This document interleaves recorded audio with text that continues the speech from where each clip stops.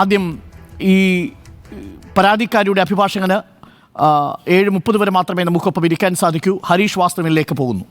Advocate Harish Vasudevan, സമയം ഇത്രയായി. ഇതുവരെയും IPC 376 പ്രകാരം ശിക്ഷ ലഭിക്കാവുന്ന ഗുരുതരമായ ബലാത്സംഗ കുറ്റം ചെയ്തിരിക്കുന്ന ഒരു പ്രതിയെ, ഒരു അക്യൂസ്ഡിനെ അറസ്റ്റ് ചെയ്ത് കസ്റ്റഡിയിലെടുക്കാൻ SIT സംഘത്തിന് സാധിച്ചിട്ടില്ല.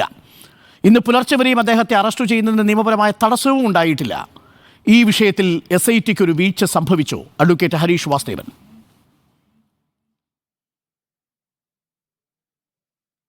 ഈ വിഷയത്തിൽ മാത്രമല്ല, ഈ കേസിൻ്റെ രജിസ്ട്രേഷൻ ഓഫ് FIRന് ശേഷം തുടർച്ചയായി പല വീഴ്ചകളും SITക്കും കേരള പോലീസിനും സംഭവിച്ചിട്ടുണ്ട്.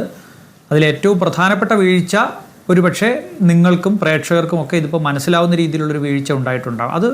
അതാണിപ്പോൾ അരുൺകുമാർ ഇവിടെ ചൂണ്ടിക്കാണിച്ചത്.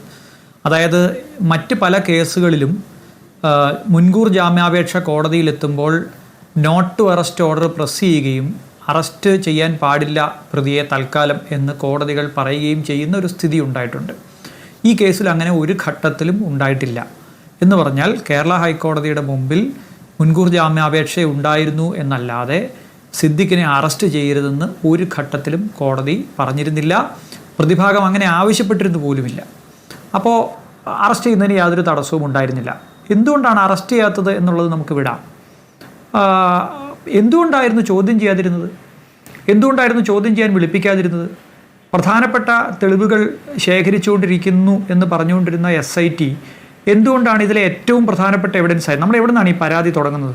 അരുൺകുമാർ തന്നെ എനിക്ക് തൊട്ടു മുമ്പ് സംസാരിച്ചപ്പോൾ പറഞ്ഞതുപോലെ ഒരു ഫേസ്ബുക്ക് വഴിയാണ് കോണ്ടാക്ട് ചെയ്തത്. ആ ഫേസ്ബുക്കിലെ ID എപ്പോഴാണ് ഇല്ലാതായത്?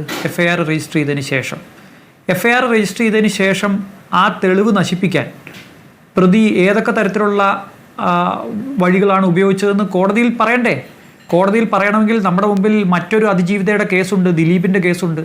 അതിനകത്ത് സൈബർ ഫോറൻസിക് റിപ്പോർട്ടിനെ എന്തുമാത്രമാണ് പ്രതിഭാഗം അറ്റാക്ക് ചെയ്തുകൊണ്ടിരിക്കുന്നതെന്ന് നമ്മൾ കണ്ടുകൊണ്ടിരിക്കുകയാണ്. അപ്പോൾ സൈബർ ഫോറൻസിക് റിപ്പോർട്ട് കിട്ടണമെങ്കിൽ അതുമായി ബന്ധപ്പെട്ട ഡിവൈസുകൾ കസ്റ്റഡിയിലെടുക്കണം. കോമൺ സെൻസ് വെച്ച് ആലോചിച്ചാൽ അറിയാം, ഞാനാണ് പ്രതിയെങ്കിൽ ഞാൻ എൻ്റെ കയ്യിലുള്ള എല്ലാ ഡിവൈസസും ഇതിനകം മാറ്റിക്കാണും. ഒരിക്കലും കിട്ടാത്ത വിധം മാറ്റും. എങ്ങനെയാണ് ഈ കേസ് കോടതിയിൽ നാളെ തെളിയുക?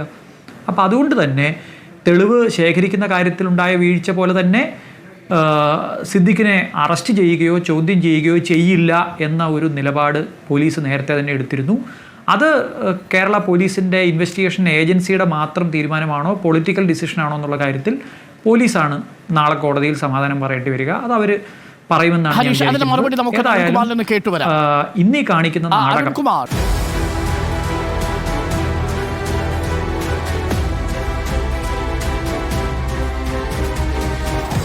Debate with Arun Kumar.